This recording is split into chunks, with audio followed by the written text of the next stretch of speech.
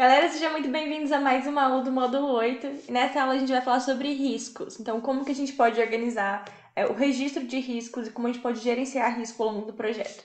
Não existe projeto sem risco, né? Todos os projetos estão correndo risco de serem cancelados, por exemplo, por mil razões, por não serem prioridade mais, ou não terem recursos, enfim, risco é uma coisa inerente ao processo. Beleza? A gente não vai ter nada que aconteça sem risco. Então é bom que a gente conheça eles no começo para não ser pego de surpresa. E é para isso que existe o arquivo de riscos. A gente chama de registro, registry. Registro de riscos, que é uma coisa que você tem que fazer desde o começo. Inicialmente, vocês vão fazer mais uma sessão de brainstorming, você e o seu time, né? De novo, isso nunca as coisas de gestão de projeto nunca são feitas sozinho. Se você estiver liderando um projeto, você sempre vai fazer tudo com o input do seu time. Então, no começo, vocês vão começar a imaginar todos os cenários que podem dar errado. Vocês vão começar a preencher aquilo. Mas isso é uma coisa que vocês vão ter que dar uma olhada de vez em quando para ver se vocês não estão esquecendo algo. Porque às vezes quando o projeto começa a se desenvolver um pouco, outros riscos aparecem. Por exemplo, antes do Covid, ninguém ia colocar pandemia como um risco, porque era uma coisa muito, bizarra. Mas a partir do momento que o Covid entrou, a gente sempre colocava risco de não conseguir fazer o teste, risco de não conseguir fazer a auditoria. Como fala isso? Auditoria? Quando você quer, às vezes, aprovar um novo fornecedor, né? Você tem que auditar o novo fornecedor.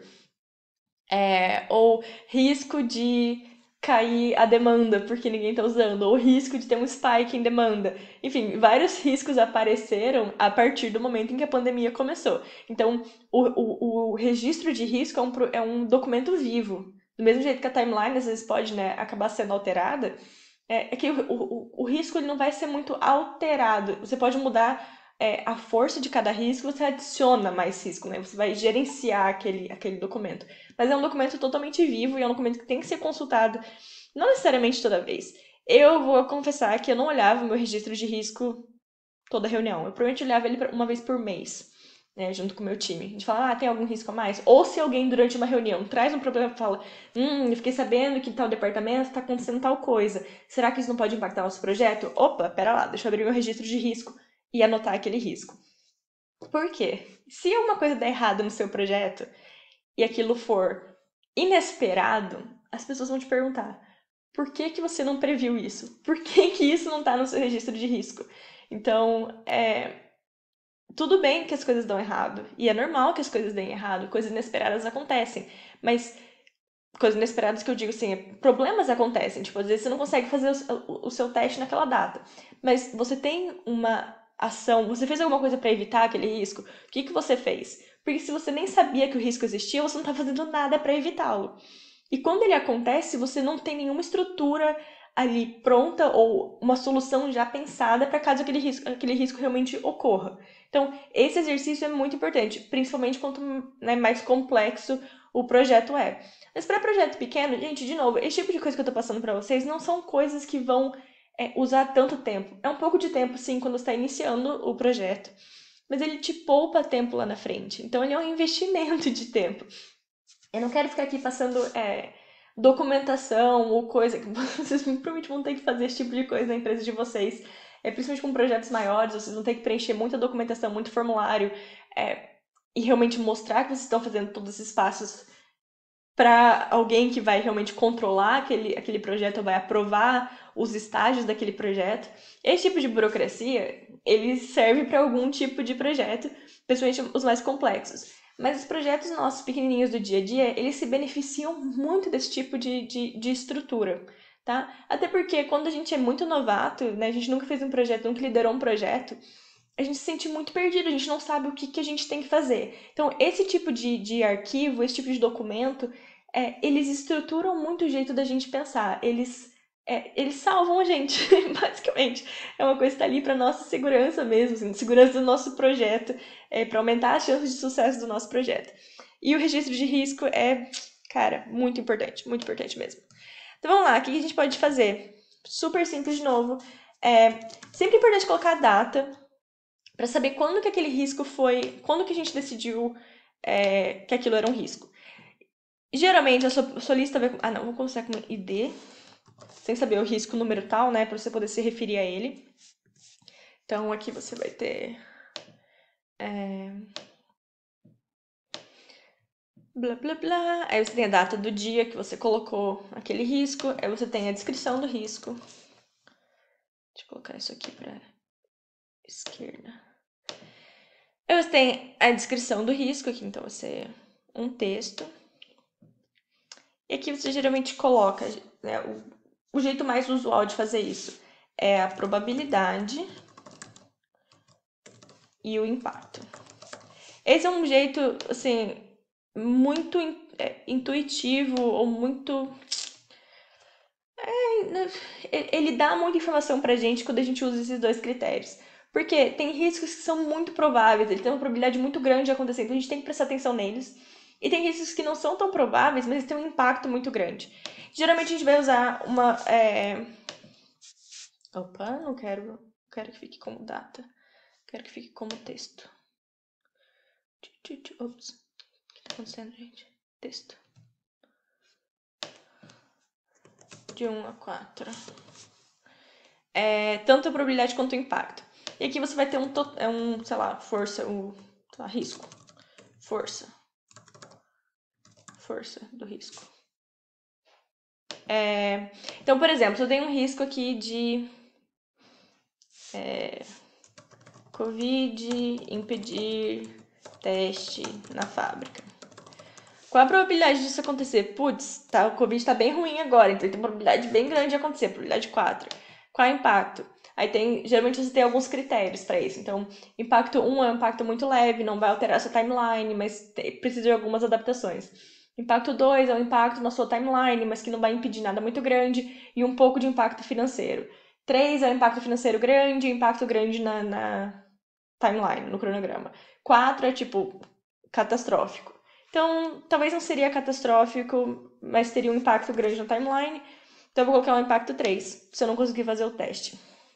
A força desse risco vai ser 1 vezes o outro, tá? Então, assim você consegue diferenciar muitos riscos que são pouco prováveis e têm impacto muito baixo. Lógico, você vai monitorar, você vai ter isso aqui. Mas não é uma coisa que você precisa prestar tanta atenção, entendeu? Porque um risco 12 é muito mais preocupante do que um risco 2 ou um risco 4, beleza? Então você vai ter aqui um jeito de enxergar esse tipo de preocupação. E aí você tem que fazer mais duas coisas.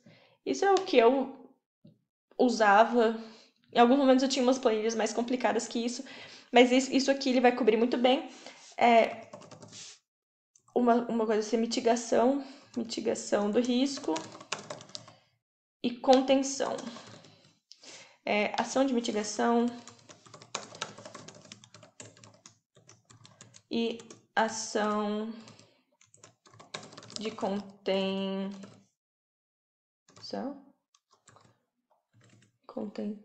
Com cedilha, né? Contenção. Eu vou conter. Não sei. Aparentemente era com cedilha mesmo. Eu passando vergonha nas aulas, né? Isso fica gravado pra posteridade. Ai, gente, mas eu não escrevo mais em português tem muito tempo.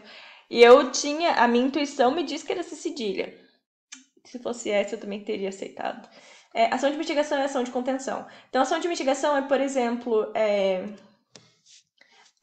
agendar com antecedência, controlar o planejamento, então, controlar periodicamente o planejamento. Por exemplo, agendar data, como fala, tipo, data plano B, algumas semanas mais tarde.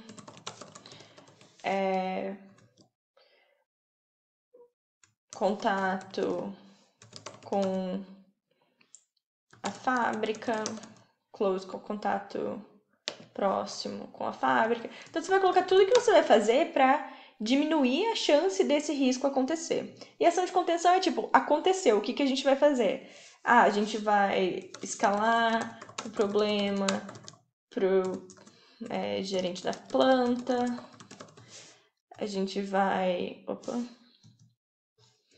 Ou a gente vai, por exemplo, avaliar possível aprovação com base em teste em planta piloto. Muito pouco provável. Mas assim, vocês vão colocar aqui o que você pode. O que você vai fazer se esse risco acontecer, entendeu? Então, esse tipo de coisa, aconteceu o risco, você vai vir pra cá, entendeu? É um. E você faz isso de novo, você faz isso com o seu time, você não precisa saber todos os riscos, você não precisa saber tudo que tem que ser feito. As pessoas vão te ajudar a construir isso. Você vai criar uma reunião para isso. No começo de um projeto, gente, vocês vão ter muitas reuniões. Depois passa a ser reunião semanal até quinzenal. Mas no começo, nas primeiras semanas, você tem que criar o projeto, você tem que criar um time, criar uma conexão e que todo mundo esteja on board, que todo mundo esteja trabalhando com aquilo. A parte de risco é uma parte que as pessoas gostam, principalmente as pessoas mais velhas, elas gostam muito de participar, porque elas querem estar prevenidas, elas querem estar preparadas. Então, se você não tiver ninguém muito maduro no seu time, digamos que você está fazendo um projeto de estágio e tem outros estagiários trabalhando com você, outros analistas e ninguém tem muita experiência, você pode convidar, inclusive, alguém para participar dessa reunião de risco. Você pode convidar alguém mais senior da planta, ou mais senior de qualidade, de pesquisa e desenvolvimento, de regulatório, e falar, cara, você pode ajudar a gente com risco? Quem é, principalmente essas áreas que são mais conservadoras, tipo qualidade, produção, essa galera adora falar tudo que pode dar errado, porque eles têm que se prevenir, assim, o trabalho deles é garantir que as coisas saiam bem. Então eles têm muita ideia, aquele projeto deu errado, aquele projeto deu errado, aquele projeto deu errado. Eles têm um repertório ali de o que pode acontecer de errado. Então, se vocês estiverem num time muito júnior, chama a gente. As pessoas gostam de fazer isso, porque isso é um exercício que vai aumentar demais a chance de sucesso do seu projeto, porque você vai prestar atenção nisso depois. Tem risco que quando a gente às vezes nem, putz, não, nem imaginava que isso podia acontecer. Aí alguém fala sobre aquilo, pronto, agora você vai prestar atenção naquilo. Então você faria várias coisas sem nem se tocar que aquilo era um risco. Então, façam em conjunto e, inclusive, tragam mais pessoas que sejam até de fora ou que sejam só interessadas no projeto ou impactadas pelo projeto e chama elas para reunião, chama elas para participarem. Ou mesmo manda o documento para a pessoa e fala: ah, a gente percebeu, a gente notou que esses são os riscos. Você tem mais alguma coisa para adicionar? As pessoas gostam desse tipo de iniciativa. Então, tenham esse registro, voltem a revisar uma vez por mês, mais ou menos. É o suficiente, não é uma coisa que precisa ficar obcecado com os riscos. Mas é bom estar sempre documentado e estar sempre prestando atenção naqueles riscos que você já identificou, porque tem uma chance muito menor deles acontecerem pelas suas ações de mitigação. E se acontecer, você já está preparado, até psicologicamente, para acontecer o problema. Beleza, a gente sabe o que a gente faz, eu já sei com quem falar, eu já sei o que eu preciso fazer agora. Então, sempre façam esse tipo de coisa. Galera, sério, parece que é trabalho, mas vai valer a pena. Então, sempre façam isso nos projetos de vocês, beleza?